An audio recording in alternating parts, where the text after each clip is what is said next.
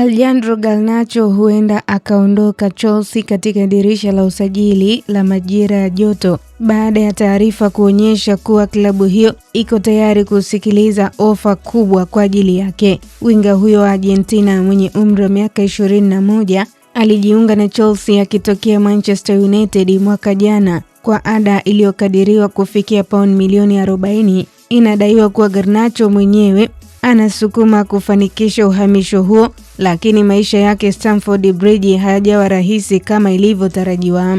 Katika msimu uliomalizika, Garnacho alishindwa kujihakikishia nafasi ya kudumu katika kikosi cha kwanza. Alianza michezo 14 ya ligi kuu England na michezo 3 ya ligi ya mabingwa Ulaya. Kwa jumla alicheza mechi 33 katika mashindano hayo mawili, ikijumuishwa na alizoingia akitokea benchi, akifunga mabao mawili na kutoa pasi 4 za mabao. Pia aliongeza mabao mawili katika FA Cup na 4 katika Carabao Cup.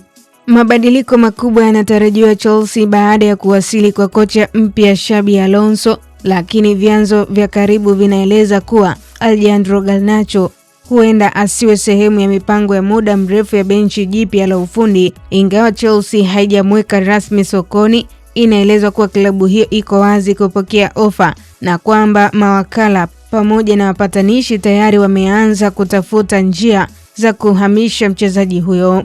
Inaaminika kuwa uwezekano wa kuuzwa kwa Garnacho ni sehemu ya mkakati wa Chelsea kujiandaa kusajili wachezaji wapya wenye ubora mkubwa, hasa katika nafasi ya ushambuliaji wa pembeni. Klabu hiyo inatajwa kuwa imeanza kufanya tathmini ya wachezaji wanaoweza kuimarisha upande wa kushoto wa safu ya ushambuliaji, huku ikipanga kufanya mabadiliko kadhaa baada ya kumaliza nafasi ya 10 kwenye msimamo wa ligi kuu nchini England msimu uliopita.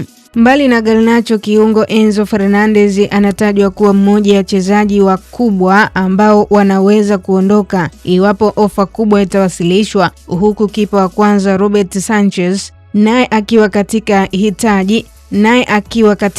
hatihati ya mustakabali wake. Ikiwa Garnacho ataondoka, mlango utafunguka kwa Chelsea kuleta winga mpya mwenye uzoefu wa kiwango cha juu. Vyanzo vinaeleza kuwa klabu za Italia zinafuatilia kwa karibu hali yake na Serie A inaonekana kwa moja ya maeneo yenye uwezekano mkubwa wa kuwa kituo chake kipya iwapo ataondoka Stamford Bridge msimu huu wa kiangazi.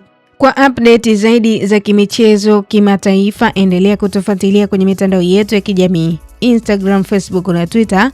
Tufollow kama Kasako Media. Mimi naitwa Official Diaga.